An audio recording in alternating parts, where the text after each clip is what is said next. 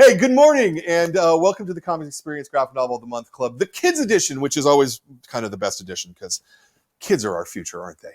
And kids' comics are great too.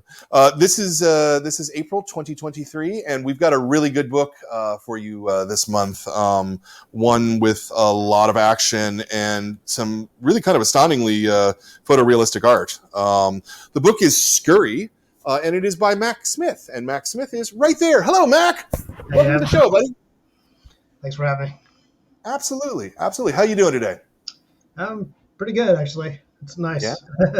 Nice. All right. So my first question's the same for every show because I really love this question, and it's why comics? Of all the things that you could be doing, and you clearly you have an art style that you could be doing things that are a lot more commercial and probably pay a whole lot better than comics, and yet you're doing them. So why is that? What is it about the medium of comics that thrills you, that excites you, that gets your juices going? Well, I've been into comics for a long time, especially as a kid, and I'd kind of fallen out of it, and I had gotten into like illustration and concept art, but you know, with that kind of stuff, you're always dealing with lots of different people, like 10, 12 people, it's like every sketch you make, you have to get approval for everything. And I was getting really kind of frustrated. I was like, I want to get back to just doing my own work for myself. And it took me a while to figure out that, and I'd always had comics in the back of my head, what I wanted to do, because I like to tell more stories rather than just draw images, and, so when I got the opportunity to do that, I just really I was like, I'm just going to do it the way I want to do it and just kind of have full creative control. So that's really, I didn't really want to like write a book or anything. So I was like, I'm a little visual, half storytelling. So that's kind of what I ended up doing. Did you read a lot of comics as a kid? Yeah. I was kind of dating myself, but I was totally into the whole 90s comic boom, as a kid, and I'd always kind of kept up with it kind of in the background anytime just to kind of see what was going on. So I've always kind of been into it. I made some half-hearted attempts to kind of break into the comic industry when I was younger. Like to go, I said before, to like Marvel and DC and stuff, but they were like, no thanks. Right. Did you go to school yourself to study comics or art in general? No, not really. No, when I got out of high school, I really had no idea what I wanted to do. So I went to like the University of Tennessee, which is like a big state university, and they have a nice art program, but it's really tiny compared to the rest of the school. And there's no way to get into the classes when you're freshman or sophomore. So I didn't last very long. And I just ended up staying in my room, drawing and painting and learning how to do, Photoshop, digital art, that sort of thing. I see. Learned it my own way. That's neat. Well, we can talk about the technical stuff a little later in the show. Where did the idea for SCURRY come from?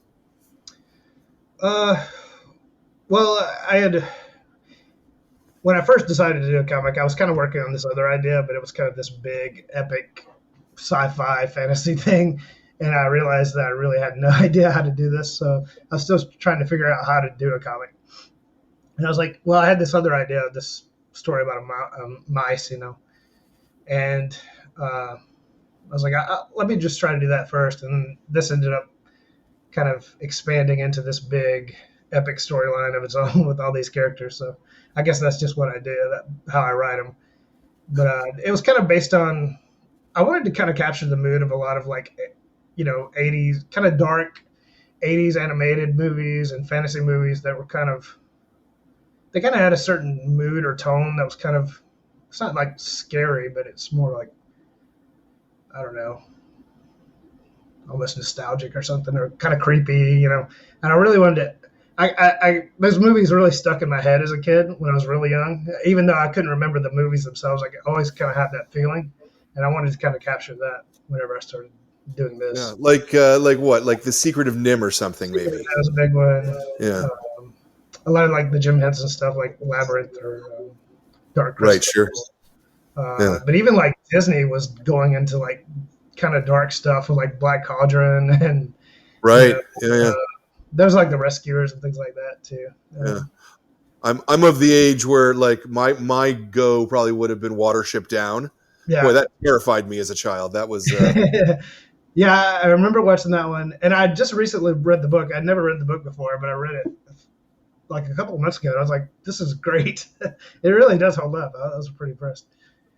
yeah. And it's Yeah, kind no, of the book is fantastic. The movie's good too. Well, the animated is good, but the animated aged a little poorly, but the book is fantastic. So what part of the idea came first? Did you sort of figure out the mice character first, or where they were going, or I don't know. I'm always interested in how you build something like this. that's a good question. I guess I started with. I mean, then the like first kernel of the idea was just a mouse going into the forest, on an adventure, But then you kind of realize that mice are kind of at the bottom of the food chain. Everything is so much bigger than them, and always trying to eat them, and like everything is like a Godzilla to them. And I thought that was a pretty cool like hook. And I was always trying to get that sense of scale in there as I was going, and I just kind of kept thinking about different scenarios in which, to kind of show that. And as the story kind of developed, I realized I needed more characters and a little more to kind of shoulder some of the storyline, So I ended up adding a lot of like mice characters and things like that to kind of add to it. And it kind of just the do you plot out the story like on a script first, or do you just keep sketchbooks where you know where it's going on your own? Because I've encountered artists who do it both ways. Mm-hmm. I made a kind of rough script. It was just kind of for me. It was, I would say it was good enough for me. I kind of knew it in my head what it wanted to look like, and I just kind of wrote the dialogue, and then I just did thumbnails, and once I had that, it was just a matter of kind of just painting everything in. So I started generally with a rough script, but I didn't really script out the entire book. I did it like in thirds.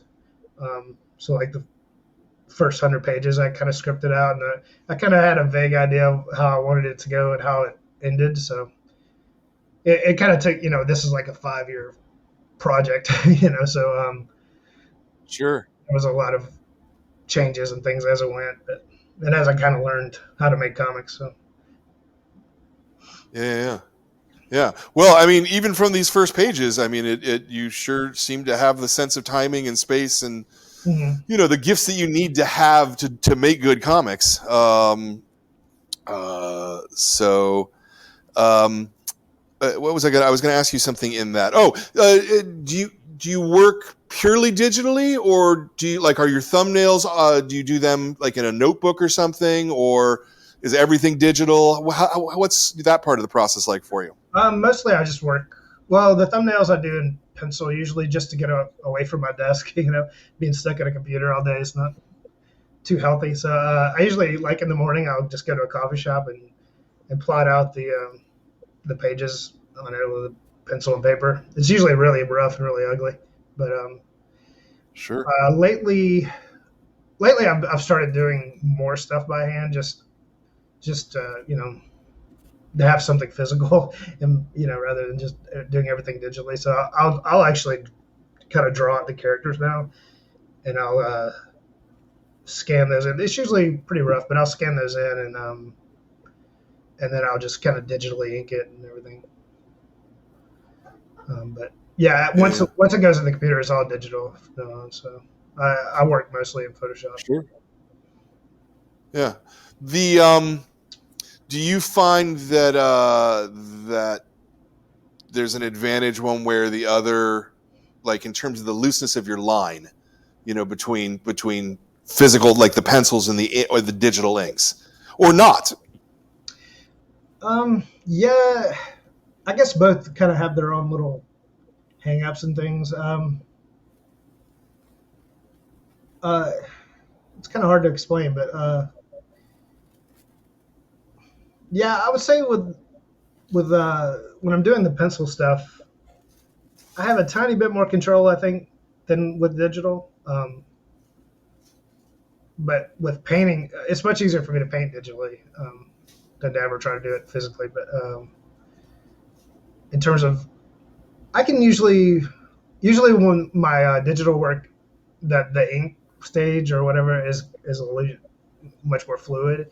But with pencils, I like to be a little more jagged. But I don't know. I kind of like doing both. Honestly, I can switch back and forth. A lot of people have had trouble kind of dealing with one or the other, making that shift. But for some reason, that particular problem, I never had that particular problem. It kind of came pretty natural to me when I switched over to digital. Yeah. I'm not sure why why that is. Yeah, well, everybody's a little different, which is one of the great things, and you can also over time reevaluate how you use a tool, right? Yeah. Certainly there are people who have, who I know I've interviewed who've started digitally and then 10 years later, oh, actually, I get a lot out of doing a pencil now, Yeah. and so we start with that stage, sort of like what you were saying before, and that's really fantastic. That's one of the things I love about the medium of comics.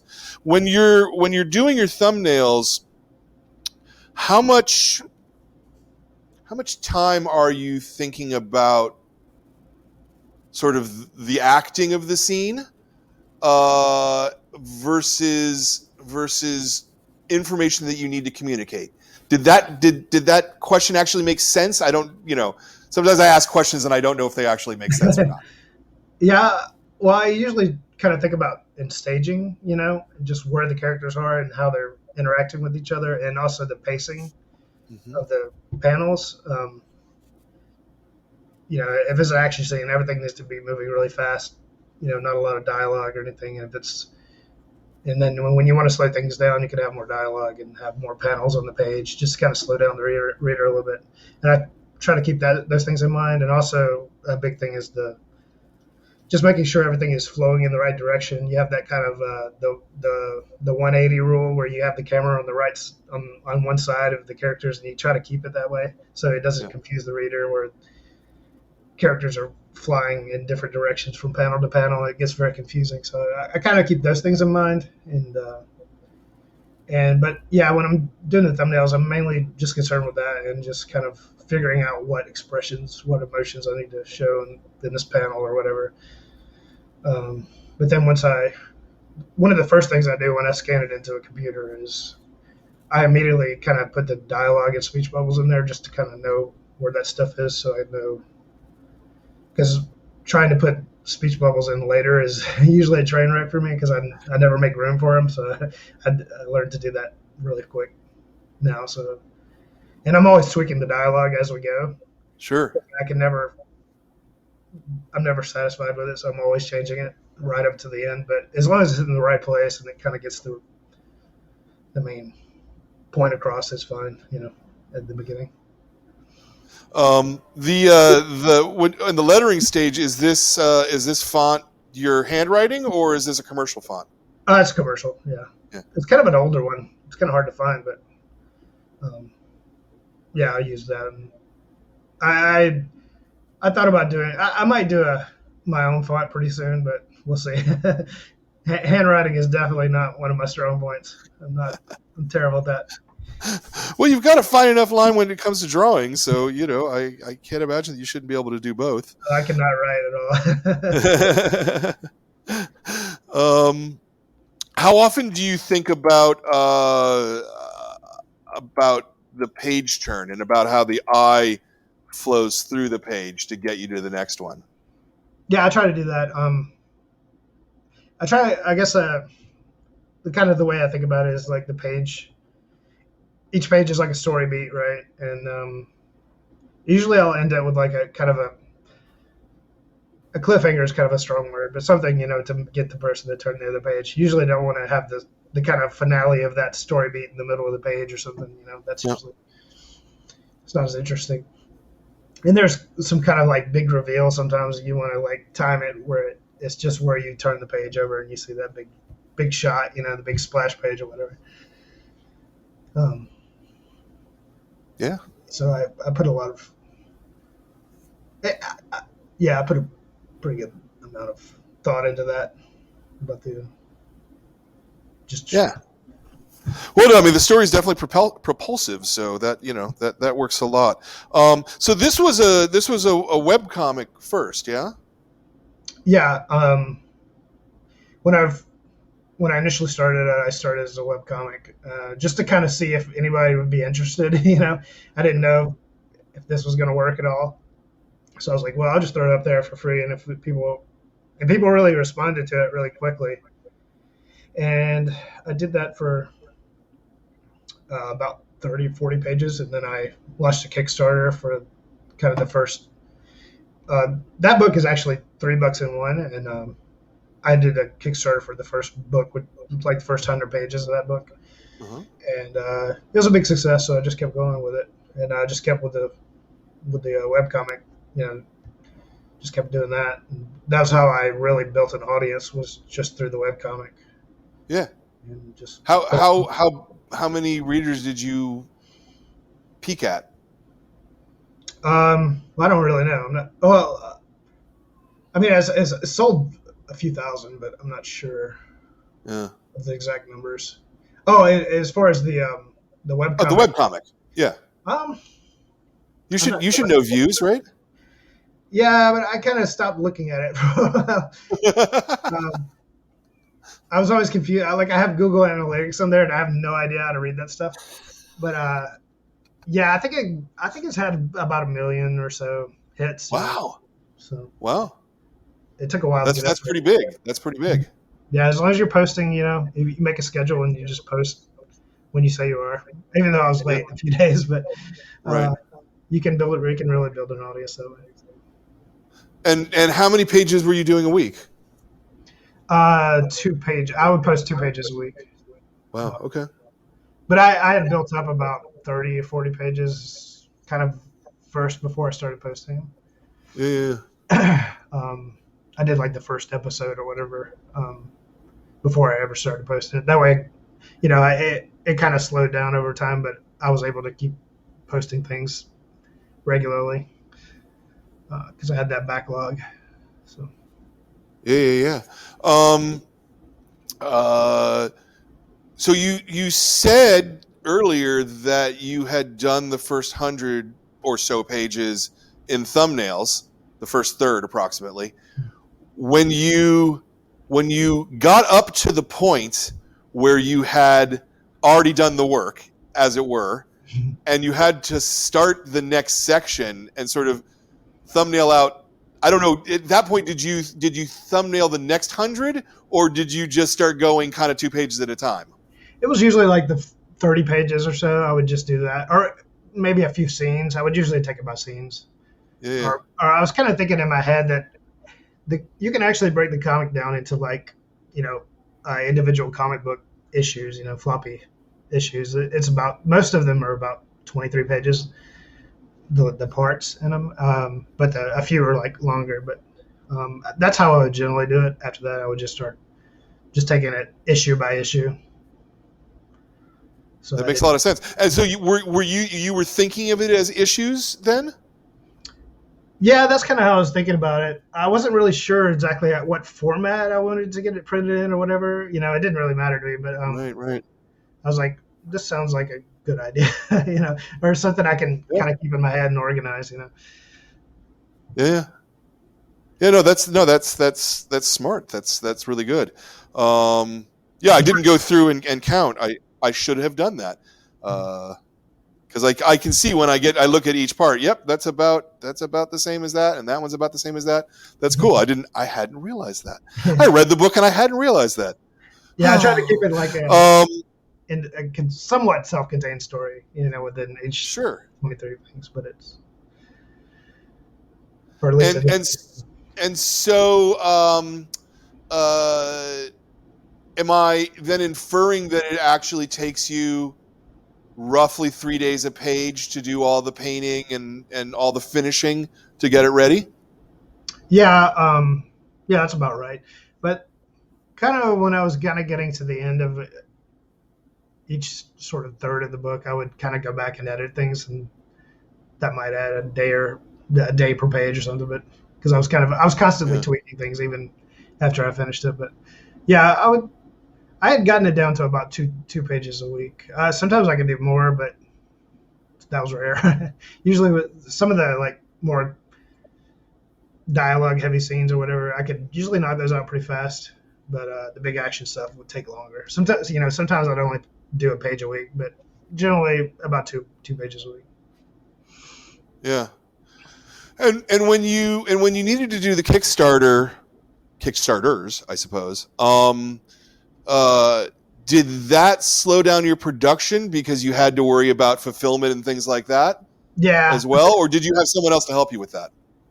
No, I pretty much did it all myself, but yeah, I took breaks in between the books just to kind of deal with all the fulfillment stuff. Well, I had a guy, he was kind of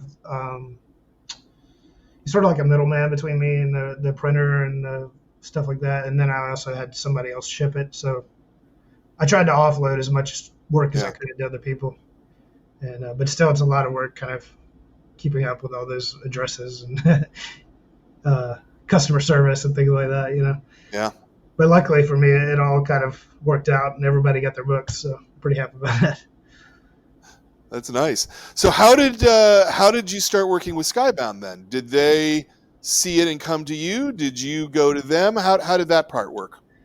Once I'd finished all three and I kind of had the whole story, I was approached by another publisher, I think a couple of other publishers, and they had sent me. They'd shown some interest, and so I started looking for an agent and kind of doing all that stuff, and got an agent.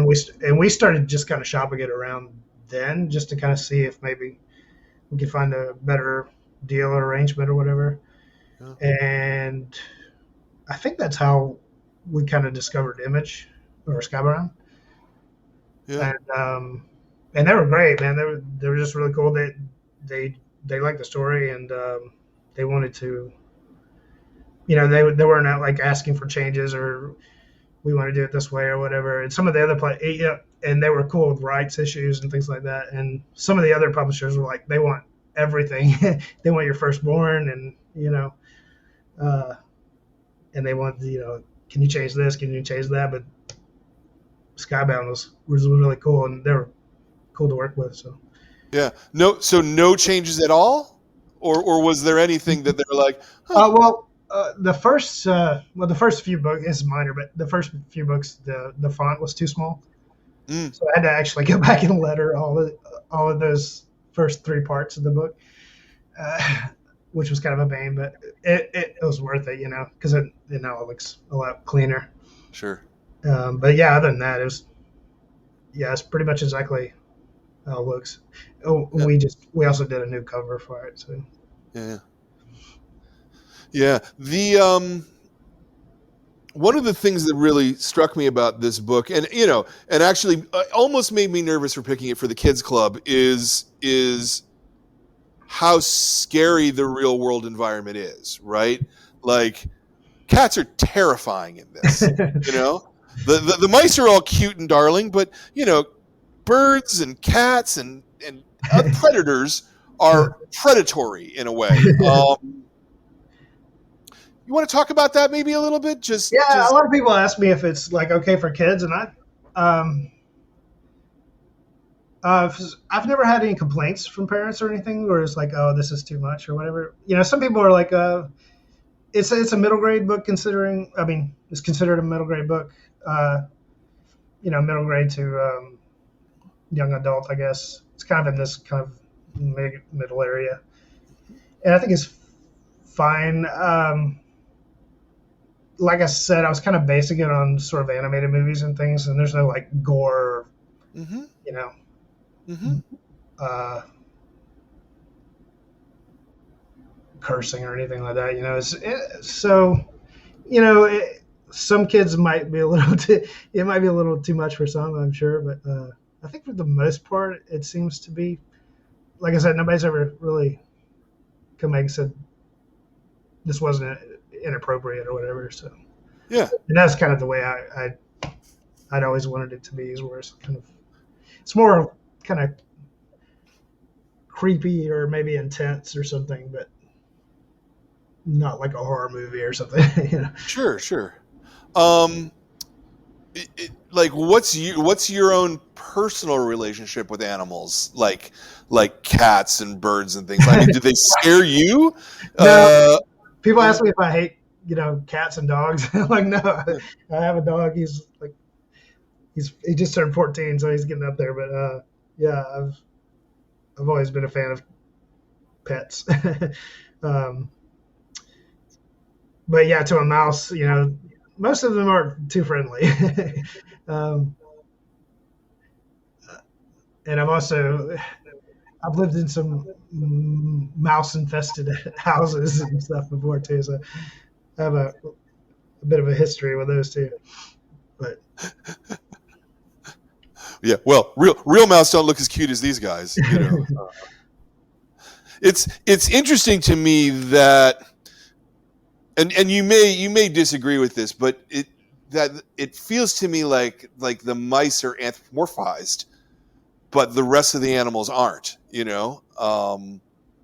And which anthropomorphized for the kids, any kids watching this, is when you look at something that's not human and you think of it as human. And so the mice are really cute, and their body language is more human-like than mouse-like, I would say broadly. But when you see the cats or the birds or the snakes, they're like cats and birds and snakes.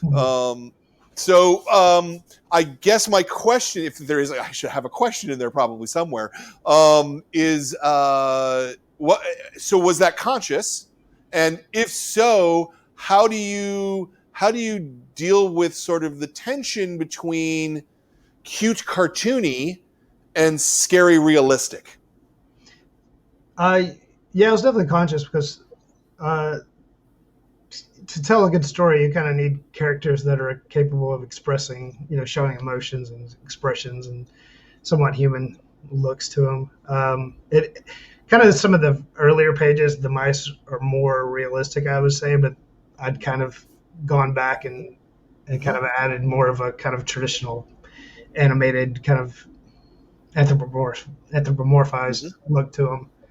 Whereas the kind of the bigger animals, they do talk in the book, but they usually don't have as much, expressive range or whatever. So, and part of that was practical too, is I really wasn't drawing all these different animals. I don't have a huge amount of experience drawing all these. I was kind of relying on reference a little more for those, so they would be a little more realistic. But I also like that. I guess a big sort of, not theme, but thing about the book is that it is these cutesy little animals in this kind of terrifying world, kind of like monsters. But I like to show that, just to kind of, I don't know, it's interesting to me. I don't know why, but it is. Not really sure why. No, that's kind of an interesting. Yeah. No, that's 100% fine. So we were talking about reference. Are you watching like a lot of nature documentaries, or like where are you getting some of the animal reference from? Yeah, I watch a lot of like YouTube videos on animals and stuff like that. Everything from grizzly bears to wolves to cats, you name it. I'm always watching stuff like that just to kind of figure out how how I can kind of integrate some of this stuff in, not just visually, but also, story wise. Um, Do you screen capture like a specific frame, or are you just sort of synthesizing it after yeah, watching it? I don't want it to be like too like photoreal or whatever, where I'm just like copying images like still shots or whatever. So I would generally try to avoid that. I would do like studies of animal photographs or whatever, but when I got into the comic book itself, I didn't want to do that. So I kind of developed I'd watched a lot of videos on, how to draw animal videos and stuff from like, I forget his name, Aaron Blaze. I think he did like a lot of Lion King stuff, and I kind of watched some stuff from him about like how to construct animal bodies and how to make more dynamic drawings of animals without relying on reference. So that's kind of the approach I took, But sometimes I get stuck and I'll just look at reference to just kind of figure out what's going on with this particular animal. But I tried to avoid, I tried to do it as much as I could from memory and things like that. So Yeah. Yeah, no, that makes sense. Let me throw out to anybody who's watching, because I know we've got a few people watching. If you do have any questions, put them in the chat over there. Oh, and Zoe says we have one, which let's go up. From the Comics Appreciation Project. How long did it take to make this book? From Jack, who's age 10. Hello, Jack. Hello. It took a while. I think, well, including the Kickstarters, it took about 5 years, but without the actual comic book stuff, it took about 4. But I was trying to pace myself and take it one day at a time because it's a pretty thick book. So it is a very thick book. Yeah. Yeah. If I tried to do it all, could try to take it all in at once. It's just maybe too much for me. So I'll just take it in chunks.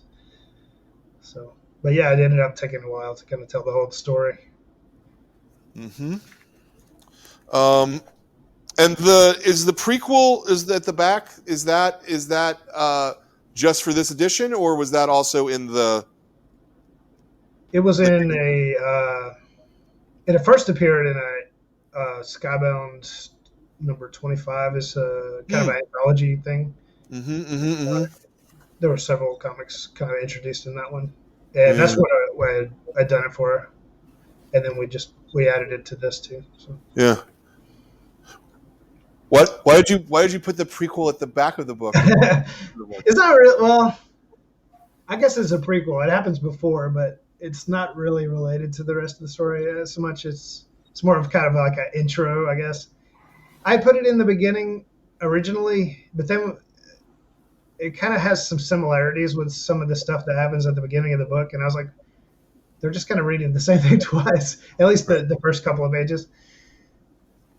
So we kind of just moved it to the back, and it's just kind of a standalone story, really. It was kind of a story. It was a story I had in my head for a long time, but we kind of altered it to be a bit of a prequel, or a bit of, it's more of an introduction to Scurry, I guess. Yeah. Since it already kind of existed for that in the comic, the Skybound book, we're like, well, we can throw it in with this book too, just to kind of give a little bonus for people. So, especially that on the original 3 books. So it's like, here's a little something extra for you. Yeah. See, it's the mysteries of comics publishing. Yeah. So I guess to follow up on Jack's question, did you know that this was going to take you 4 years to draw and then another year to handle the business side of it, I guess?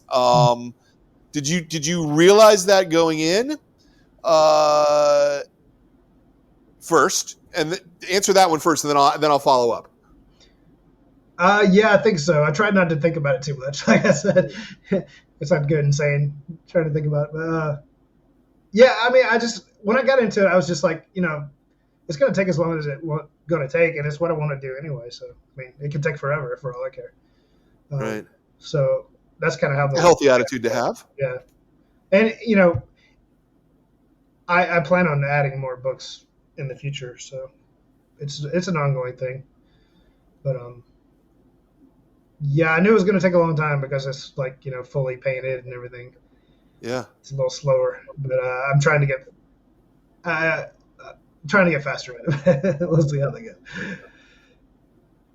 Are you doing comics full time, or are you juggling a day job too?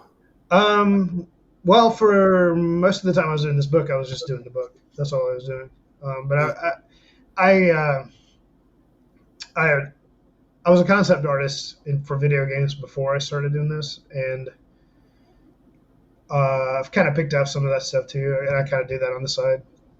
I have, I guess, a Sure, day sure. job, but it's more of like a supervisory. Like I'm working with other artists to kind of Hmm. just kind of getting feedback and stuff like that, and that kind of gives me a little kind of time to do my own stuff. Yeah, yeah, yeah. Where I'm not so exhausted from drawing all day at the day job, and then I have to come home and draw my comic. Yeah, yeah. This is a little.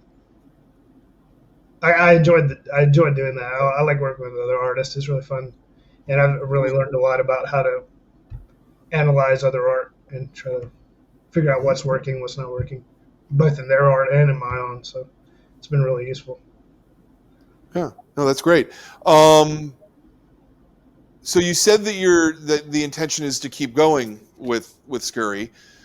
Are you going to follow a similar model that you did to this in terms of giving it for free on the internet, doing a Kickstarter, and then picking it up? Or are you going to go to a more published model? Like, is maybe Skybound going to do the next volume as a comic book? I'm probably gonna still do the Kickstarter stuff. The last few years has been kind of hard uh, to do. A lot of like shipping costs have gone up like insanely. Um, I know. but yeah, I plan on still doing that, and then once I have enough of the stories to make another book like this, I would love to get it published through traditional stuff. Hmm. That's kind of the plan, roughly. We'll see how it goes. But yeah, as far as the webcomic, yeah, I'll probably still post it online. It's been in a hot kind of hiatus for a bit, but yeah, I can't wait to start posting stuff again. But since you're already thinking about these things in terms of essentially periodical print length,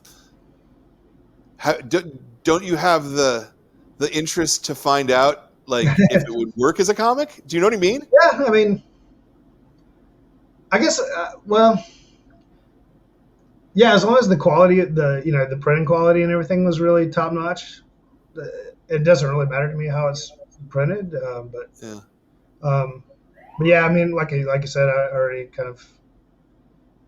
they're already kind of in comic book size chunks, so we could totally do that. Yeah. Yeah.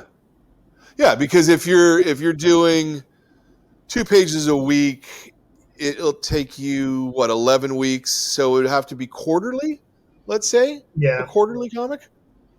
I could see it. I could see it if they're relatively self-contained stories. Hmm. Yeah. Maybe we could, like I did with the first book, is kind of work on probably at least one issue before we, or maybe do like 2 issues before we started kind of releasing them to the public. That'd be cool. That way, Sure. have a little padding. Yeah, yeah. No, that's a very, very smart thing to do, and something that a lot of people don't do, unfortunately. Yeah. Delays. Yeah, yeah. And so Skybound hasn't come to you and said we do this as a comic book? No, probably not. Nah. No, we've just been kind of focusing on this stuff so far. Yeah, They know I'm working on some new stuff, so we'll see what we can do with it. yeah. But Is yeah, it's cool seeing my book in actual comic book stores and things like that. Or even like just bookstores like Barnes and Noble. So that's something you don't get when yeah, you're doing well, Kickstarter. there's a wall from behind us, Yeah. So are you working on anything else other than more scurry? Uh, well, I'm sort of writing other stories. I've got actually. There's a lot of stories I want to tell, and I usually kind of play around with them or I'll write with them and I'll design characters and stuff for them. But I haven't started any actual graphic design, graphic novel work on them yet. But I do plan on doing that hopefully in the future sometime. we'll see when I have time for it. Yeah. But there's definitely other stuff I want to do. Yeah. Well, you were talking at the top about having a science fiction idea. I think it was, and I wonder if now that you've got this out from under your belt, that gives you room in your head to start developing that science fiction idea, for example. Yeah, that's kind of the way it was. I was originally going to just do this book and then move on to something else, but then I started thinking about other scurry stories in my head. Uh-huh. So I was like, well, that would actually be pretty cool to work on too. So we'll see if I can do both. We'll see if I can work. I kind of want to keep the scurry thing going, and also maybe possibly other illustrators to kind of help me out with that. On different little one shots. Yeah. And things like that. So it'd be really cool if I could do that. That makes sense. No, that makes a lot of sense to me. I'm told we have another question, so let's pop that up. Hey, it's Jack again. Hello, Jack again. Was there a person in life that inspired you to be a creator? Well, my mom's always been kind of creative. She does a lot of stuff like, she does all kinds of stuff, arts and crafts and clothing and all this kind of thing. So she's pretty artistic. My dad always built, my dad built our first house pretty much from scratch. So he knows how to actually do the physical things. I don't. Besides my parents, there's a lot of those early image guys were a huge influence. There's tons of, like Jim Lee and all that. And then there's Mike Mignola, Joe Madureira, who I got to work with his game studio. I worked there for a while. That was really cool to kind of. We were working with. There were so many creative artists. It was a very kind of art-centric kind of game studio, and there was so many awesome artists there that I really learned a ton of stuff there once I got into it. But yeah, there's so many people, like all these like great like concept artists on ArtStation and things like that are just like blowing me away every day. So it's kind of just there's so many. I'm just trying to keep up. What did your parents say when you told them that you wanted to do a comic about mice? I don't think they really knew what I was doing. I was like, yeah, I'm doing a comic. And so, like, I kind of moved off to the Pacific Northwest in an attempt to. I was trying to live in a place that was kind of cheap enough that I could do this full time. Sure. I was living in California at the time. It was really expensive, but I was like, I really want to do this, and I think I could do something with it, and it worked out. So, but they were cool. They've always been cool about, I can do, whatever I want to do. They've always been behind me about it. So they were always kind of a little worried, like obviously being an artist can be a kind of tough road sometimes. They're like, are you doing a real job? But I just kind of kept doing it. But they never really dissuaded me or anything. They were just kind of curious, wondering. I'm sure they were nervous about it, but I just kind of kept doing it. I didn't know how to do anything else, so so it eventually worked out. Yeah, and I'm sure that like once you finally had the book, that makes a difference, right? Like they can see that it's real and that it exists and that it's people are giving you money for it. Yeah, it's surprised even me. Yeah, it's got to be a great feeling, though, right? Though to put all of this time and all of this energy, to put years of your life into creating something, and then, you finally have a solid, it's got a shiny gold logo. It's it looks cool. It looks great, man. Yeah, it was definitely a big deal. I think whenever I got the anytime you get the final thing in your and all the pages are in order or nothing's been screwed up. It's really more of almost like a sigh of relief than Yeah. exhilaration. It's like, oh, thank God, Yeah. it worked. Oh, I love that. That's great. I'm told there is one more question, so let's see what we got from Aaron Sound. Has anyone, Leica, Pixar, etc., approached you about adapting Scurry for the screen? I get a few things here and there from like producers and things. We're kind of talking about it here and there, but I haven't really. Um, I guess I haven't really like searched out for it yet.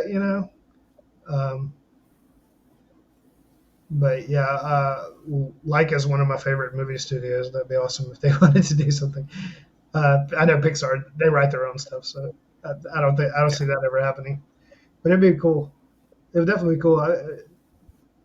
It's definitely kind of that cinematic kind of look to it. So I guess I see it Yeah. as a movie in my head. But I'm not overly worried about it. If it happens, great. Yeah. It's kind of like winning the lottery to me. Yeah. Yeah. And you already won the first lottery. The first Yeah. lottery is getting the book done, right? You know? That's so hard to do, to get a whole book done. Yes, it is. And then if you get the second lottery, then that's great. And if you don't, you still got the book. Yeah, it's all That's bonus. how I think about It's all bonus to me. Like whatever. I know people are interested in the book, and I've had really positive feedback about it. So that's cool to me, as long as people like it. it. Yeah. Yeah. Are you hearing a lot from kids about it, or Yeah, like are you kids, talking to parents. schools and stuff? Yeah. Yeah, I mean, just emails and stuff mostly. Or hey, Right. we learned the book. My kid can't keep it down. You can't put it down. So that's always Nice. really nice. It's not something I Yeah. really thought about when I was making the comic. I figured it would just be kind of thrown into the abyss. Once you put it out there, you don't know if anybody would care or not. But I was just I guess I was kind of making it for an audience of one. So whereas, as long as I Right. liked it, I kind of believed in it. And then when other people started kind of responding to it, I was like, oh, that's actually kind of cool. And Yeah. yeah, it's like a lot Yeah. of kids love it and stuff. So that's always really nice. Nice. Nice. And we got one more question, I'm told. Hey, it's Hank this time. Hello, Hank, age 8. Since you did everything, what was the hardest part of making the book for you? That's a good That's a really good question, Hank. You can take over my job soon.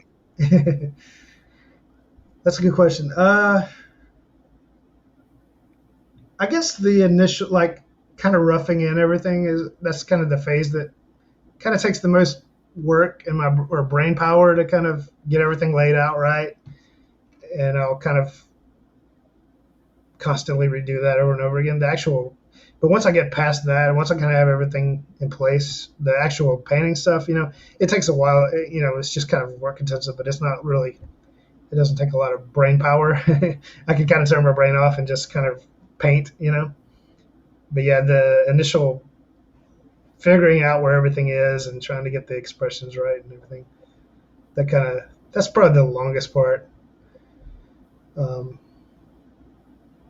Yeah, I guess that's probably. And did you have anybody, like, not editing you exactly, but like reading your drafts and going, yeah, this is going in the right direction, or conversely, like, oh, what happened to this thing on page 5 that you never talked about again? That was kind of what the webcomic was for. I was kind of like the audience was kind of my editor. Your editor. Okay, that's fair. That's a fair point. Yeah, yeah. That was another reason I kind of did the webcomic. I was like, I figured they can, like, if somebody finds a mistake, they're going to tell me. Uh-huh. They're like, here's a typo or whatever. So I've kind of fixed all that. I think for the most part, people were the story was pretty easy to follow for most people, so I didn't have a lot of things, but there would always be some little problem or whatever. I would kind of go back after I'd posted something. I'd be like, this needs another panel or something on this page, to kind of clarify something. So yeah, the audience kind of became sort of a participant in how the comic looked and everything. So That's really interesting. Yeah, if something wasn't too clear, I could usually go back and That's repaint it or something if I had to. Yeah. Was there? I'm assuming the answer is no, but have you had a situation where the audience pointed something out and you had to make like a wholesale change as opposed to just a panel here or there? No, I don't think so. I think for the most part, I can't remember if I ran. I don't think I'd read the initial story through anybody, but I thought it made enough sense. So when I put it online, I was kind of worried if people are going to get it, people are going to understand what I'm trying to do. And for the most part, it was. I didn't have any real problems. I didn't have to add any pages or anything. Sometimes I'd flip a panel over or something, but that was about it. Some of the dialogue I would have to change, or something if it wasn't clear. But as far as the painting goes, usually I don't think I added anything too major. I don't think I added any pages. Sure. Well, it's because you put in all that brain time at the beginning to do the more because you solve most of the problems then. Yeah, you really want to solve the problems early on, so you can. So when you're painting stuff, you don't have to just redo all that work. So. Yeah. So, do we have a time frame for when there might be more Scurry? Well, it's been such a hectic year. I've been kind of moving around, but I'm hoping to have something ready by early next year. And I'm probably going to start posting stuff on the website a little earlier than that. Probably maybe in the fall, hopefully, something like that. Hoping that I've already started on the newer book, but I just kind of want to build up a backlog before I can start posting them again. But hopefully, sometime in the second half of this year, I hope to start posting again and have a new book ready by early next year. And then after that, I think it's going to start going a little faster because I'm going to have more of a system down. Things will have settled down. So yeah. Well, that's great. I mean, I'm sure I speak for most of the people watching. We would love to see more. This is it's quite a piece of work, man, and I think you should be really proud and really happy with this. So let's sort of do the wrap up here. And my last question is always the same as my first question. It's not why comics, but it's a different question. I always do have the same question, is what I mean to say. But that question is that a lot of people are, because this is a series of interviews, a lot of people watch these who want to make comics of their own. And what I hear a lot of times is they just don't know how to start. They don't know, like, if they're good enough. So I'm especially curious about your answer because, you talked about being self-taught in this. About being self-motivated.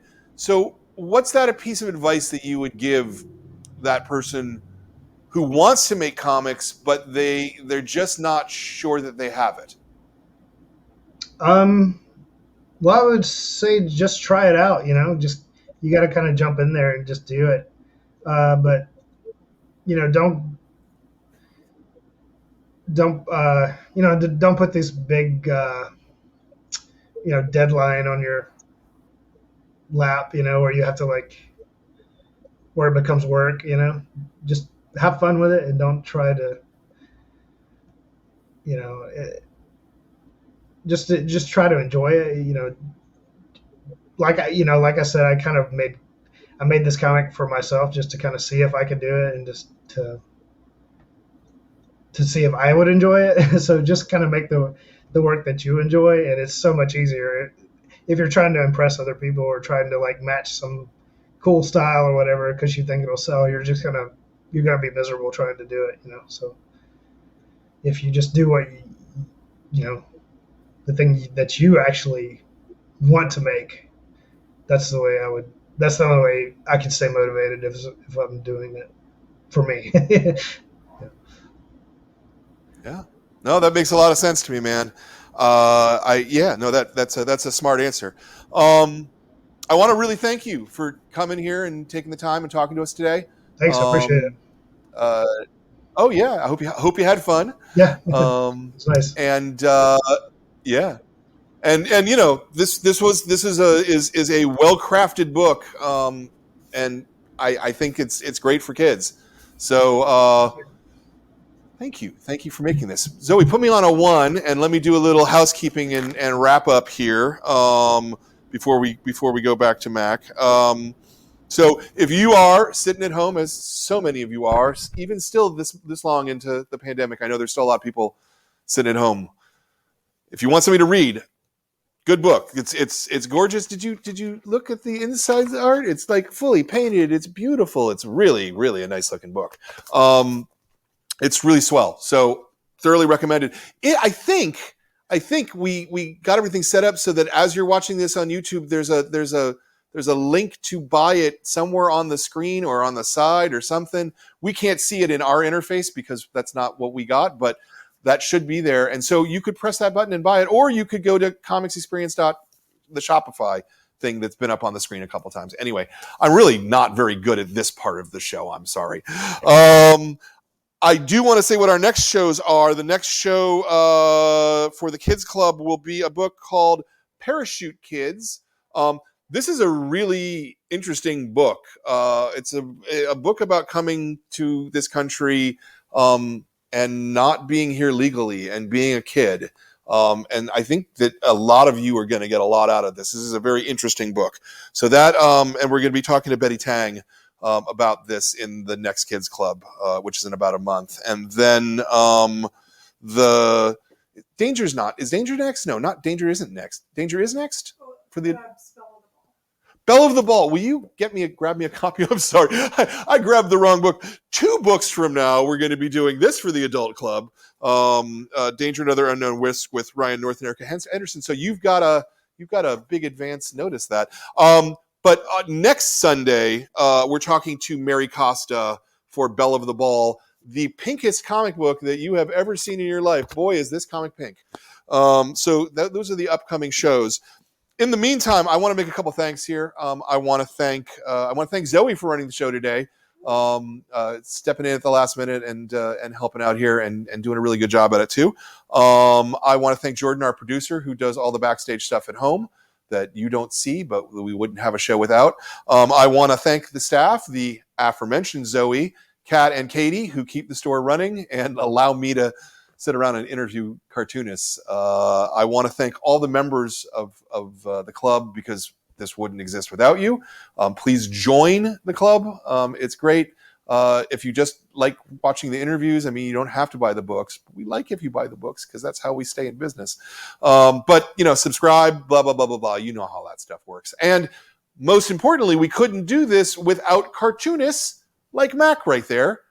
Put me back on the 2. Oh, there we go. Hi. So thank you, Mac, for making comics because we wouldn't be able to do any of this without this. And, we love being able to share great comics like Scurry. Thanks. I appreciate being here.